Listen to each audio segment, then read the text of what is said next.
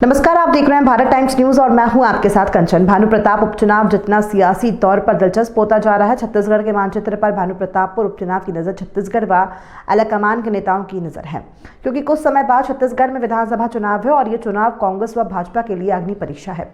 पर भानु प्रतापपुर उपचुनाव में सर्व आदिवासी समाज से खड़े निर्दलीय प्रत्याशी अकबर राम कोर्राम ने राजनीतिक सियासत में हलचल मचा दी है।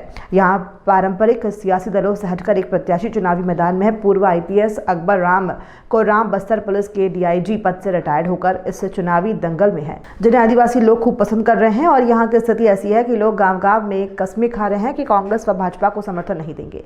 भारत टाइम्स न्यूज की टीम को अकबर राम कोर्राम ने बताया कि प्रदेश में आदिवासी आरक्षण की कटौती की गई और इसके लिए भाजपा व कांग्रेस जिम्मेदार है। आज सर्व आदिवासी समाज ने मुझ पर भरोसा कर प्रत्याशी बनाया है और अकबर राम कोर्राम ने बताया कि डिबरी की रोशनी बर्तन मांझकर गोबर उठाकर डीआई बना हूं, पर आज क्षेत्रों की समस्याओं व क्षेत्रवासी के लिए अब जीवन समर्पित है। कांकेर के आसपास गांव में पढ़ाई की और उड़कुड़ा गांव में बिजली नहीं थी, डिबरी जलाकर पढ़ाई करते थे। माँ खेत का काम करती थी। कांकेर में ही कॉलेज की पढ़ाई करने वाले अकबर राम कोर्राम 1989 में पीएससी की परीक्षा दी और टॉप पोजीशन में रहे। मध्य प्रदेश के शासनकाल में शहडोल, बिलासपुर, रायपुर में एडिशनल एसपी के पद पर रहे और धमतरी व जशपुर में एसपी के पद का दायित्व का निर्वहन किया।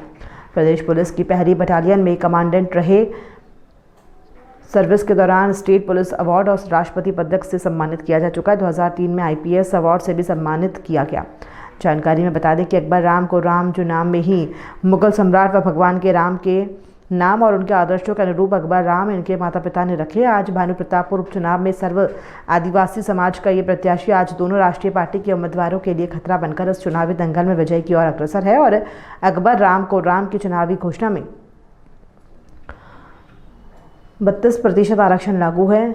2001 से 2012 तक बैकलॉग भर्ती किया जाए। 19 फरवरी 2018 का मांग पत्र पूरा किया जाए। शासकीय सेवा में पदोन्नति आरक्षण नियम लागू किया जाए। स्वामी आत्मानंद स्कूलों में आरक्षण लागू किया जाए। स्थानीय भर्ती में जनसंख्या अनुपात में से आरक्षण लागू किया जाए। सलवा जुड़ू में स्थापित परिवारों को वापस लाकर बसाया जाए। बस्तर के सभी जिलों में मॉडल एजुकेशन हब बनाया जाए। बैला डिला लाल पानी का उचित प्रबंध किया जाए। वन अधिकार कानून 2022 में संशोधन किया जाए।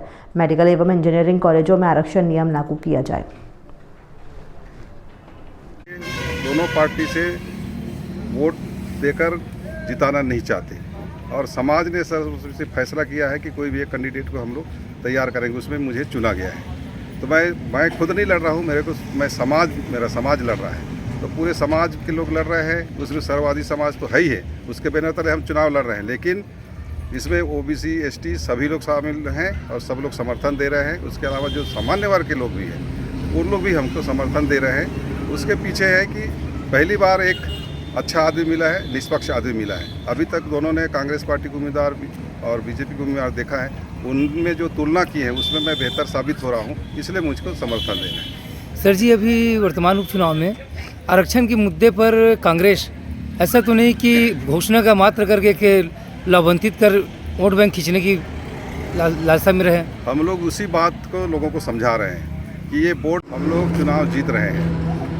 अब चुनाव आपको जो रिजल्ट जिस दिन आएगा 8 तारीख को, उस दिन समझ में आएगा कि ये त्रिकोणी नहीं है, ये फाइनल है, हमको ही मिलना है। क्योंकि दोनों पार्टी को बहुत साल से देख चुके हैं लोग। मैं पहले बताया ना, दोनों को तुलना कर चुके हैं। लेकिन अब की बार चूँकि ये हम बिना पार्टी के हैं, निर्दलीय हैं, समाज ने खड़े कराए हैं, तो समाज के लोगों ने विश्वास करके सभी समाज को जोड़ के सभी समाज ने मिल के, खासकर आरक्षित वर्ग के जितने भी समाज हैं सब ने हैं। क्योंकि हम लोग भी गांव-गांव जा रहे हैं, बाकी जो दुकानदार हैं, व्यापारी संघ है, इनसे भी सब मिल रहे हैं, तो सब की तरफ से अच्छा रिस्पांस आ रहा है। तो इससे हमको लग रहा है कि हम भारी मतों से विजय पाएंगे। सर, ये कि भानु प्रताप उपचुनाव की विजयी होने के बाद जनता के लिए आगे की विकास के लिए क्या प्रयास करेंगे? देखिए, मेरा कार्यकाल तो छोटा रहेगा, लेकिन मैं इस छोटा कार्यकाल में भी जो अपने क्षेत्र के लोगों के पास जाऊंगा, वहाँ की समस्याओं को सुनूंगा और उसको विधानसभा में और अन्य जो शासकीय जो कार्यालय हैं उनके जहाँ से इनका काम हो सकता है उसके लिए लड़ाई लड़ूंगा। सर, एक आप आईपीएस अधिकारी रह चुके हैं। जिस प्रकार से भाजपा 15 सालों में भ्रष्टाचार का रूप दिया और परिवारवाद को बढ़ावा दिया, इसी प्रकार कांग्रेस आई और नरवा गरवा गौठान गुरुआ गौठान के लिए करोड़ों रुपए की धर्राशाही और बंदरबाट की गई है। इस पर सर्व आदिवासी समाज इस पर क्या पहल करेगी? देखिए,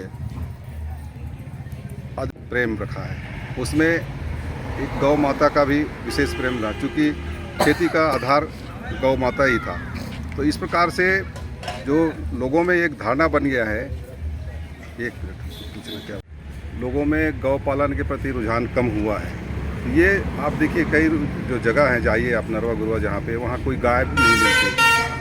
एक्चुअल में इनको करना चाहिए था कि अगर नरवा गुरवा को सक्सेस करना था तो 10,000 जो दे रहे हैं लोग, किसी व्यक्ति को देते 10,000 रुपये, तो नरवा गुरवा ज़्यादा सक्सेस होता। वो एक चराने वाला आदमी रहता, ना रोड में गाय दिखता, ना कहीं रास्ते में गाय दिखता। क्योंकि अभी तो खुला छोड़ दे रहे हैं, शाम को या सुबह ही बंद कर रहे हैं, तो इससे वो फ्लॉप शो हो गया है। सर जी, जहाँ तक आप बीजेपी का जो बात कर रहे हैं, अभी भ्रष्टाचार के मुद्दे पर भ्रष्टाचार की बात है, वो तो जग जाहिर है, पेपर में आ चुका है, उसके लिए मुझे और कहने की जरूरत सर जी, अभी ईडी के जो छापे पड़ रहे हैं करोड़ रुपए की आसमी खजाना भरकर, इस पर आप IPS अधिकारी होने के नाते